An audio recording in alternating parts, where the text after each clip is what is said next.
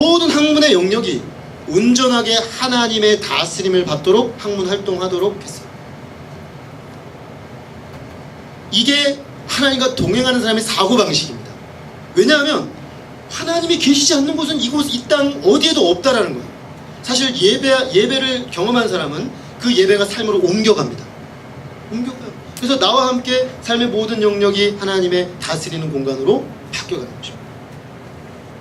그래서 이렇게 하나님과 동행하는 믿음을 가진 사람은 우리의 삶의 전체를 하나님의 천국의 시선 아래 펼쳐놓고 그분의 뜻에 일치시키기 위한 계속적 노력으로 그분과 함께하는 것입니다.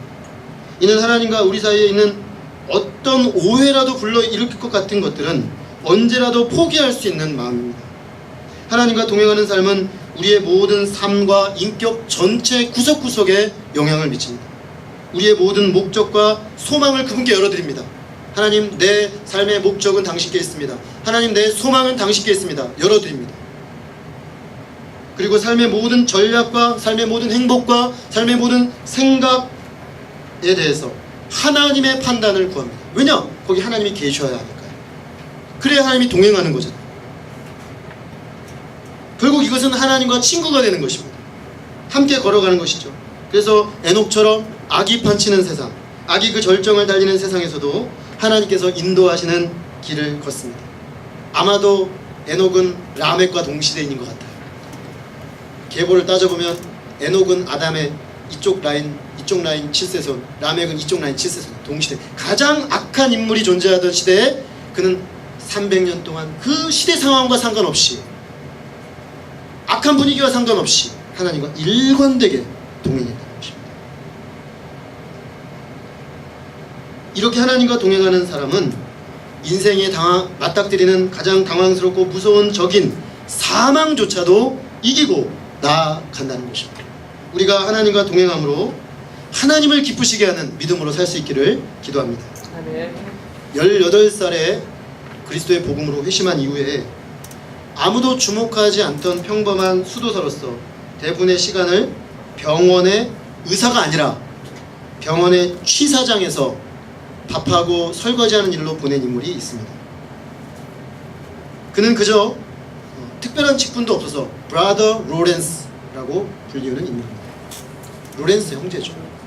무명의 인물입니다. 그런데 그는 후일 40년간 일관되게 그 취사장에서 취사하면서 주님과 동행한 하나님의 임재를 깊이 경험한 사람으로 알려지게 되었고, 그의 이 하나님과의 동행의 기록은 하나님의 임재 연습이라는 책으로 그가 죽은 이후 300년간 읽히고 있는데 영어판만으로도 2200만 권이 읽혔습니다. 초 베스트셀러죠. 스테디셀러, 초 베스트셀러, 클래식, 고전입니다. 근데 왜 그렇게 많은 사람들이 이 무명의 병원 취사 일을 하다가 일평생 자기 인생을 다 살았던 그 사람의 이야기를 그렇게 읽는 걸까요? 그것은 기독교 역사에서 경건한 믿음의 사람들에게 있어서 가장 큰 고민거리가 뭡니까? 가장 큰 열망이 무엇입니까? 그것은 바로 언제나 하나님의 임재를 느끼며 누리며 살고 싶다는 것이죠. 늘 언제나 예배당에 있을 때만이 아니라 설교 들을 때만이 아니라 집에 가서 빨래할 때도, 집에 가서 밥하고 빨래하고 애들 뒷바라지 할 때도, 학교 가서 공부할 때도, 직장에 하나님이 아무것도 없는 것처럼 보이는, 하나님 완전히 무시하는 것처럼 보이는 세상 속에 들어가서도 하나님의 충만한 임재를 이 예배 때 말씀 드릴 때 느끼는 임재와 같이 강력하게 느끼고 싶다는 것입니다. 그런데 이 로렌스는 40년을 그렇게 누리며 살았다는 거예요. 기쁠 때나 슬플 때나, 일이 잘 될 때나 어려울 때나, 순풍에 돛단지지 인생이 쫙 나갈 때나, 역풍이 불어서 인생이라는 배가 심하게 좌초 위기에 처할 때나, 모든 사람이 나를 칭찬할 때나, 나에 대해 모두가 비난할 때나, 교회 공동체 가운데서 예배할 때나, 학교에서 직장에서 생활할 때나, 언제나 나와 함께 하시는 하나님의 충만한 임재를 누리고 싶지 않으십니까? 그런 열망을 가진 사람들은 하나님과 동행하는 믿음을 열망하는 사람들입니다. 우리는 어떻게 에녹처럼 또는 브라더 로렌스처럼 그렇게 하나님과 동행할 수 있을까요? 오늘 히브리서 11장 6절은 우리가 믿음이 없이는 하나님을 기쁘시게 할 수 없는데 하나님께 나가는 자는 반드시 두 가지가 있어야 된다고. 첫째는 하나님이 계신 것을 믿어야 합니다. 즉 인생의 어떤 순간에도 하나님이 계신다는 걸 믿어야 돼요. 이게 동행의 비결이에요. 어떤 장소, 어떤 문제에서도 하나님을 알고 하나님을 보는 것입니다. 우리는 인생을 살면서 하나님이 계시지 않는 것 같은 상황을 만나요. 어렵고 감당하기 버거운 어려운 현실을 만나면 그 현실을 보면서 하나님은 계시지 않는 것 같아요. 예배당에 나와서 찬양하고 말씀 듣고 기도할 때는 하나님이 계신 것 같은데 하나님을 쌩무시하고, 쌩무시한 것까지는 좋아요. 근데 쌩무시한 것도 잘 돌아가요. 나만 빼고. 나만 문제 있는 것 같아요. 예수님 믿고 있는 나만 뭔가 비꺼덕거리고 끽끽거리면서 인생이 돌아가는데 하나님 쌩무시하고 안 계시다고 하는데 세상은 샥샥 돌아간단 말입니다. 그럴 때 우리는 생각합니다. 하나님이 어디 계시지? 하나님보다 더 좋은 것을 우리에게 약속해줘요. 그리고 실제로 우리 손에 피부에 와닿는 유형의 유익을 주는 세상의 손길을 느끼다 보면 하나님은 어디 간지 안 보여요. 계시지 않는 것 같아요. 하나님을 무시하고 살면 더 많은 이익이 오는 세상 속에서 하나님이 없는 것 같습니다. 우리가 이런 상황과 조건 속에서 하나님으로부터 눈을 돌리게 되면 바로 그것에서부터 우리의 하나님과의 동행은 멈추게 되는 것이죠. 하나님이 안 계신 거예요. 내가 하나님 찾는다고 무슨 의미가 있겠어?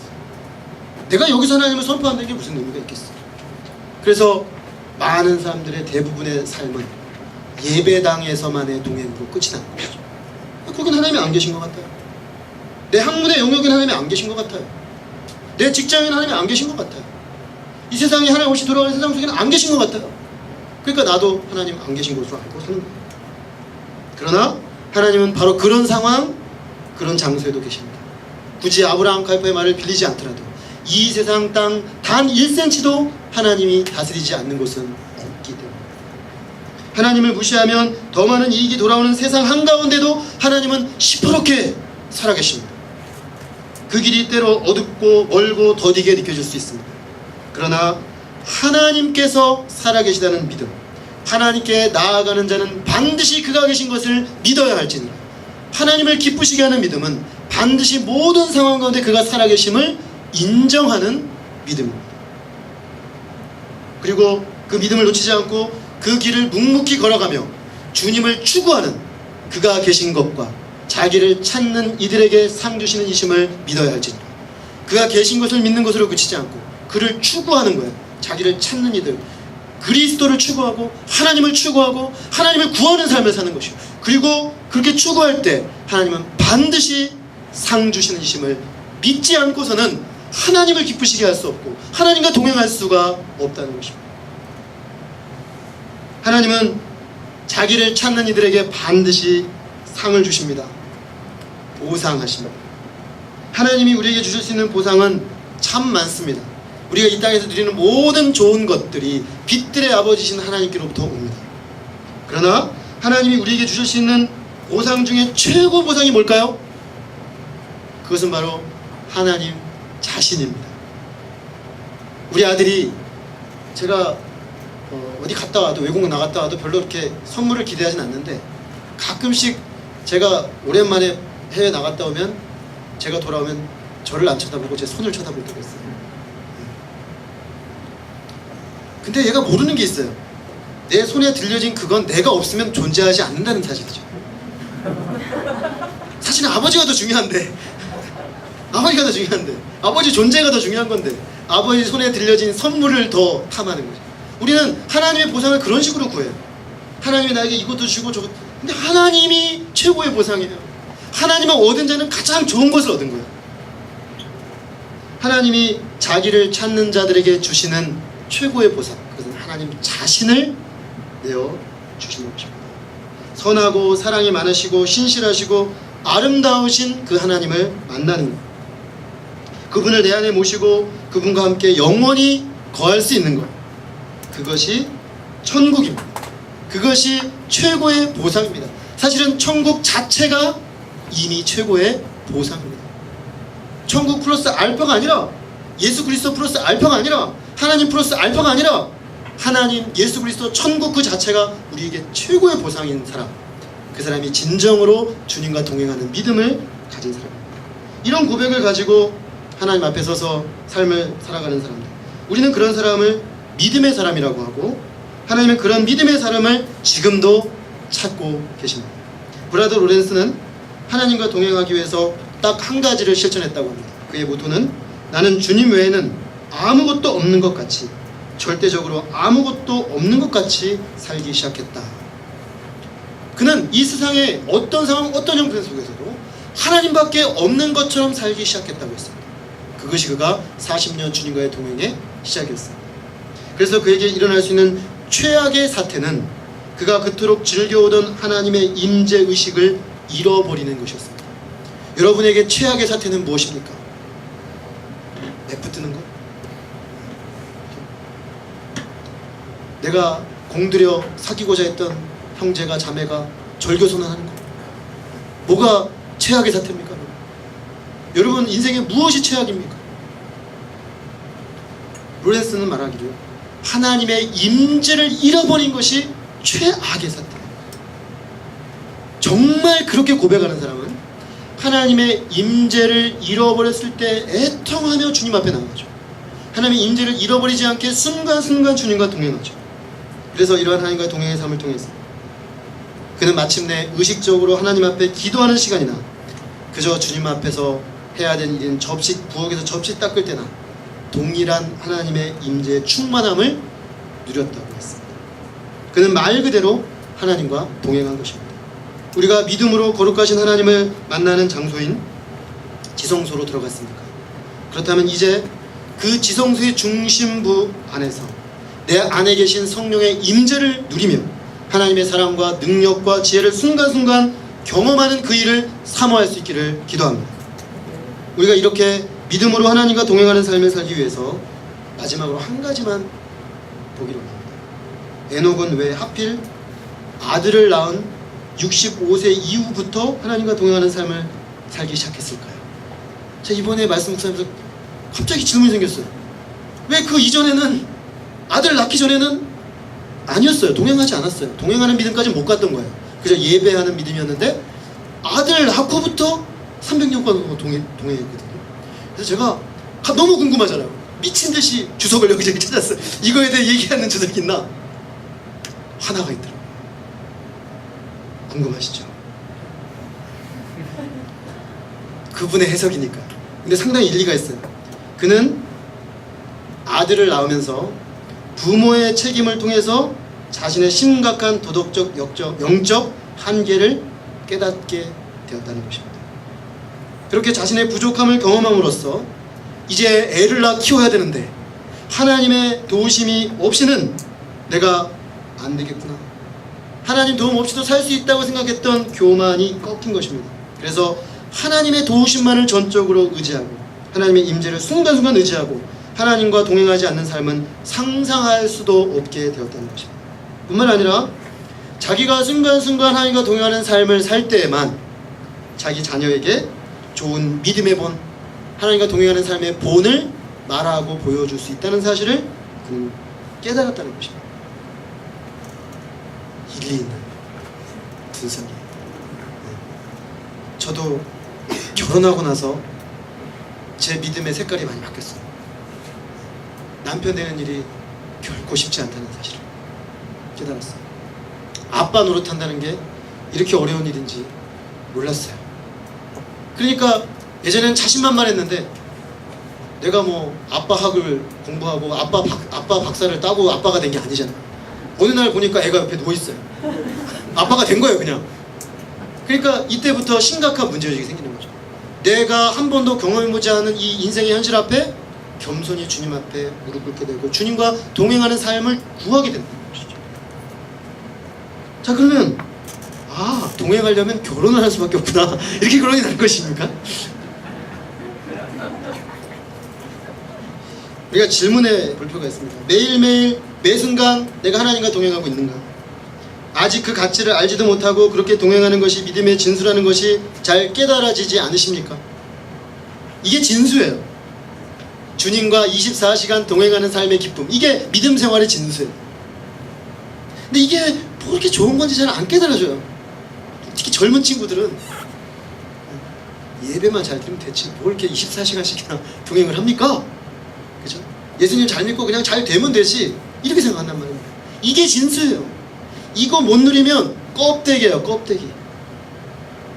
그냥 겉껍질만 느끼고 가는 거예요. 자, 우리가 정말 이 진수를 깨닫기 원하면 에녹과 같은 깨달음을 얻을 수 있는 계기가 필요합니다. 아, 내가 순간순간 주님과 동행하지 않고서는 살 수 없구나라는 것이 내 심령 저 깊은 곳에서부터 깨달아져 올라와서 그 깨달음이 어제와 동일하게 이제는 살지 않게 만들어야 합니다. 그 깨달음이 내 안에 오기 전까지는 이런 믿음을 추구하지 않습니다. 그러므로 저는 기도합니다. 하나님께서 우리에게 그것을 정말 깨달을 수 있는 영적 계기를 여러분들에게 주시기를 기도합니다. 그게 어떤 일이 됐든, 그죠? 각자 다를 수 있겠죠. 그게 어떤 일이 됐든, 아, 정말 내가 24시간 주님과 동행하는 것이 가장 복되구나. 그래서 주님과 동행하는 그 기쁨과 만족이 너무 커서 다른 일을 하는 것이 막 잊혀질 정도. 그래서 하나님과 동행하는 믿음으로 하나님을 기쁘시게 하는 우리 모두가 되기를 기도합니다.